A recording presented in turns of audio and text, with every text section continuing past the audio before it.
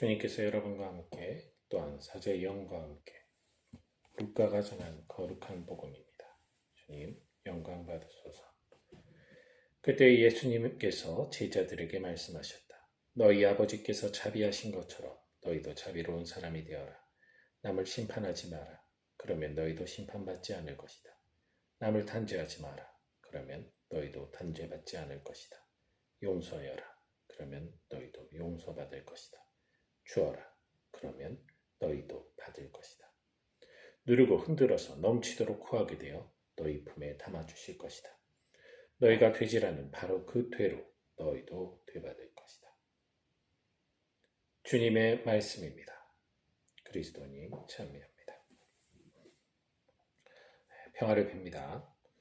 오늘 복음 말씀을 그대로 읽다 보면 너무나 좋은 말씀이고 우리가 또 지켜야 할 말씀이긴 한데 머리와 몸이 따로 놀죠. 마음은 간절하나 몸이 따르지 않는 선행들입니다. 우리가 자비로운 사람이 되려고 노력하죠. 나에게 맞는 사람, 나하고 친한 사람, 나에게 잘해주는 사람에게는 너그러울 수도 있는데 나를 괴롭히고 힘들게 하는 사람에게 자비롭게 참 힘들죠. 그리고 심판하는 거, 단죄하는 거, 이거 늘 우리 과제잖아요. 이것만 안 해도 우리 성인 된다는 프란시스코 교황님의 말씀도 있었죠. 그리고 용서하는 것. 참 용서라는 거는 내가 생각하는 기준으로 봤을 때 용서와 주님이 원하신 용서의 차이가 갭이 너무 큰 것 같아요. 참아주는 건 하는데 용서를 잘 하지 못하죠. 그리고 주는 것도 마찬가지입니다. 아무래도 주기보다는 받고 싶은 게 더 많은 게 우리잖아요. 이렇게 어떻게 보면은 너무나 우리 일상에서 참 지키기 힘든 것들을 주님께서는 너무나 아무렇지 않게 당연한 듯이 요구를 하세요. 그러다 보니까 우리가 이걸 당연한 것이라고 생각을 해요. 당연한 건데 지키지 못하니 매번 고통스러워하는 거죠. 내 탓을 돌리고. 자, 그렇다면 이런 우리의 처지 안에서 우리가 조금이라도 더 나은, 조금이라도 더 주님 말씀을 따르는 삶을 살기 위해서는 어떻게 할 것인가? 오늘 복음이 그 해답이에요. 이 복음을 끝에서부터 거꾸로 한번 올라가 봅시다. 자, 되받을 것이에요. 우리가 되지라는 바로 그 되로. 자, 우리가 얼마만큼 하느냐에 따라 우리의 그 마음의 그릇, 믿음의 그릇, 우리의 신앙의 그릇, 그만큼의 은혜를 주시는 분이에요. 자, 은혜를 주셔요. 먼저. 내가 감당할 만큼. 이 말씀이에요. 내가 감당하지도 못할 은혜를 줘봤자 우리 그 은총을 몰라요. 마치 이 지구라는 이 어머니인 대지 속에 살아가는 게 우리 당연하고 마땅한 것처럼 느끼죠. 이 지구에 어떤 조건 하나라도 결핍되는 순간 온 인류는 멸망합니다. 근데 우리 그것에 대한 고마움 별로 못 느끼고 살잖아요. 하루하루에 어떻게 전전긍긍 살아가는 이 일상 속에서 지구가 얼마나 우리에게 고마움을 주는지 모르고 살잖아요. 그것처럼 우리가 감당할 만큼의 은총을 주시는 분이지 그 이상을 줘도 결핍되게 줘도 우리는 알아보지 못하고 늘 불안할 겁니다. 그러니까 주님은 충만한 은총을 주시는 분이에요. 그 충만한 넘치는 게 아니라 완전한 우리 머리끝부터 발끝까지 주시는 은총을 주시는 분이에요. 자, 이 은총을 우리가 감당할 만큼, 우리가 이해할 만큼 주신다는 거예요. 그렇다면 우리가 여기서 해야 될 것은 주님이 나에게 은총을 주신다는 것을 내가 주님이 주신 이성으로 판단해 가면서 체험해 가야 돼요. 즉, 주님의 사랑을 느껴야 됩니다. 주님의 사랑을 느낄 때 주님께서는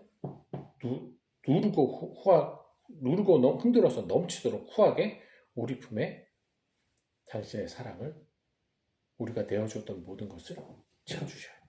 자, 여기서 또 거꾸로 보셔야 되는 거예요. 우리가 주는 거, 뭘 주는 거냐? 차고 넘치는 걸 주는 겁니다. 차고 넘치는 거. 주님의 사랑이 충만할 때 그 차고 넘치는 걸 주는 거예요. 내 거에서 끄집어내가지고 아깝게 이거 아까워서 그러니 받고 싶어지지. 내 거에서 주니까. 내 것이 아니라 주님 것을 주는 겁니다. 주님 것을 주면 즐거운 마음으로 줄 수 있겠죠. 자, 너희도 용서받을 것이다. 용서받았기에 우리는 용서할 수 있는 거예요. 이해받으면 이해할 수 있잖아요. 수용받으면 수용할 수 있잖아요. 세상 사람들은 그게 안 돼요. 제가 군대 있을 때 그랬어요. 저는 선임들한테 무진장 얼차려를 받고 맞았었어요. 그런 시대였고. 그래서 다짐을 했죠. 제 동기랑 우리가 병장이 돼서 우리가 부대의 실사가 되면 이 폭력을 없애자. 그리고 우리의 약속대로 우리가 견장을 딱 단 그 순간부터 부대 내 폭력을 없앴습니다. 폭력을 하는 놈 있으면 후임병이라도 과감하게 우리는 보고하고 정식으로 루트로 그걸 했어요. 정말 철저하게 폭력을 없앴습니다. 그런데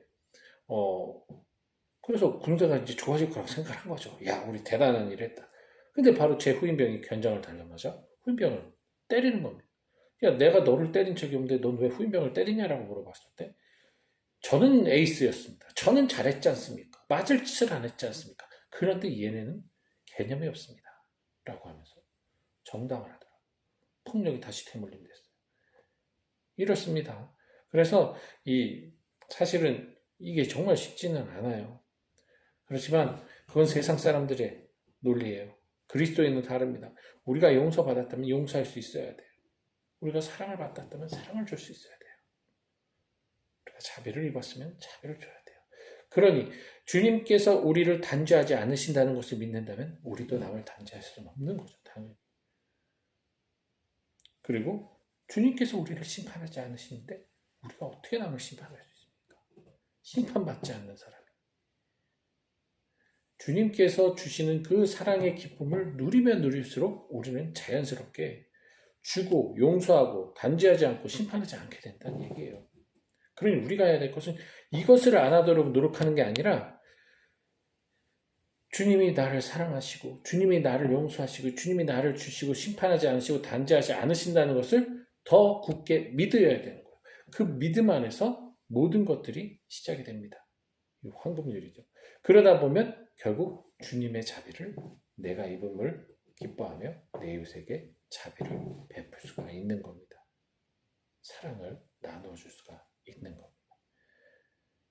그러니 여러분들은 노력할 것은 방금 말씀드린 대로 심판하지 않아야 되는데 단죄하지 않아야 되는데 용서해야 되는데 주어야 되는데 자비로워야 되는데 여기에 머무르지 마시고 그거는 진짜 노력하면 노력할수록 자기 만족이 있을 수도 있겠죠. 그것이 근데 항상 같을 수가 없기 때문에 노력하면 노력할수록 버겁고 힘들고 때로는 그것 때문에 좌절하는 그런 고통을 겪게 됩니다. 우리는 그것이 아니라 주님이 나를 먼저 사랑하셨고 나에게 자비를 베푸시면서 심판하지 않고 단죄하지 않고 용서하시면서 주시는 분이심을 은총이 넘치도록 주시는 분이심을 믿고 따르는 노력을 그 노력에 여러분들의 모든 정성과 마음을 올인하시기 바랍니다. 그럴수록 우리들의 삶은 주님의 은총 안에서 변화될 것입니다. 내 노력으로 변하는 것이 아니라 사랑하는 게 훨씬 쉽겠죠. 이것을 참고 견디는 것보다 주님을 사랑하는 게 훨씬 쉬워요.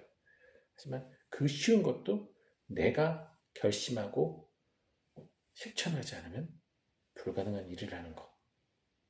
그러니 여러분 각자의 삶에서 반드시 주님을 만나시길 바랍니다.